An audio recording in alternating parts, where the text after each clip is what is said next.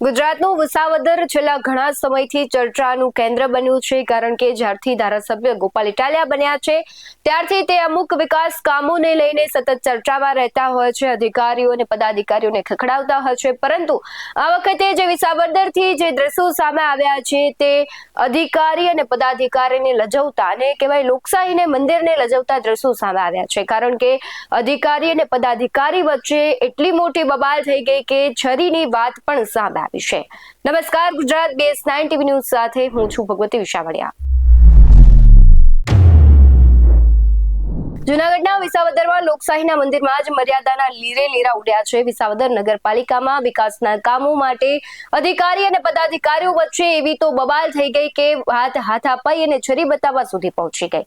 ભાજપ શાસિત નગરપાલિકા હવે અખાડો બની ગઈ હોય તેમ લાગી રહ્યું છે, કારણ કે વિસાવદર નગરપાલિકા કચેરી આમ તો શાંત નહીં પણ હવે સંગ્રામ ત્યાં જોવા મળતો હોય તેવા વારંવાર દ્રશ્યો સામે આવે છે. ચીફ ઓફિસર PJ વઘાસિયાની ચેમ્બર રણ મેદાનમાં ફેરવાઈ ગઈ હતી. શહેરના વિકાસ કામોના મુદ્દે ચર્ચા કરવા ગયેલા ઉપપ્રમુખ અને ચીફ ઓફિસર વચ્ચે બોલાચાલી એટલી હદે થઈ ગઈ કે બંને પક્ષે મર્યાદાઓ ઓળંગી નાખી. ઉપપ્રમુખ રમેશ માંગરોડિયા અને અન્ય સભ્યોનો ગંભીર આક્ષેપ છે કે ચીફ ઓફિસરે વાતચીત દરમિયાન ઉશ્કેરાઈને છરી બતાવી હતી, તો બીજી તરફ ચીફ ઓફિસર વઘાસિયાનો આરોપ છે કે ઉપપ્રમુખ અને ભાજપના નગરસેવકના સંબંધીઓએ તેમને ગાળો આપી અને જાનથી મારી નાખવાની ધમકી આપી.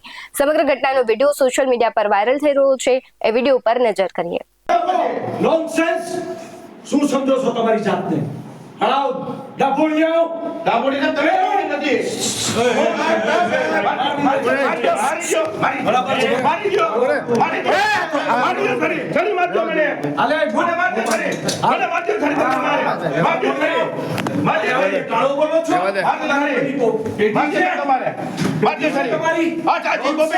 પત્રકાર છરી મારવાની વાત કર. જોવો તો ખરા ચાલો ન્યાય છે. જોવો તો ખરા તમે છરી હાથમાં લીધી છરી. જોવો તો ખરા બે પૈસામાં વેચાઈ ગયો. તમે હું છો? અરે હું છો.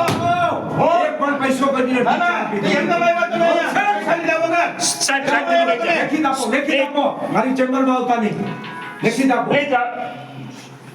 અરે ગાળો બોલો છો તમે આવી એટલે બોલાય બધું બોલાય. છરી કાઢો બોલો. કાઢો છરી કાઢો. નહીં કાઈ કાઢવી નથી. છરી કાઢો છરી કાઢો.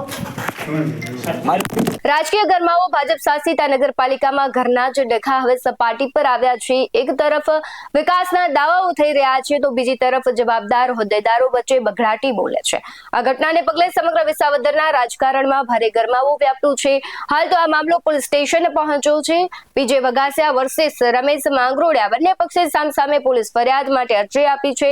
પોલીસે પણ ઘટનાની ગંભીરતાને જોઈને તપાસનો ધમધમાટ તેજ કર્યો છે. પરંતુ સવાલ એ થઈ રહ્યો છે, શું સત્તાના નશામાં અધિકારી અને પદાધિકારીઓ જનતાના કામ ભૂલી ગયા છે?